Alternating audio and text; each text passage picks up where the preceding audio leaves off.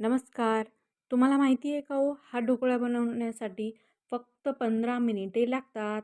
मग हा बनवायचा कसा? काही नाही हो. सर्वप्रथम एका भांड्यामध्ये पाणी गरम करायला ठेवायचं आहे. तुम्ही कढईमध्ये, कशाईमध्ये ठेवू शकता. एका भांड्याला छान तेल लावून घ्यायचं आहे.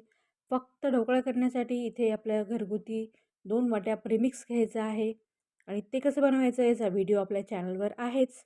त्यात मस्त असं गरजेनुसार पाणी घालायचं आहे. छान एक बॅटर बनवून घ्यायचं आहे. बॅटर छान फुललं की भांड्यामध्ये टाकून घ्यायचं आणि हे भांडं छान आपल्याला इथे वाफवण्यासाठी ठेवून द्यायचं आहे आणि यासाठी लागतात फक्त 15 मिनिटे.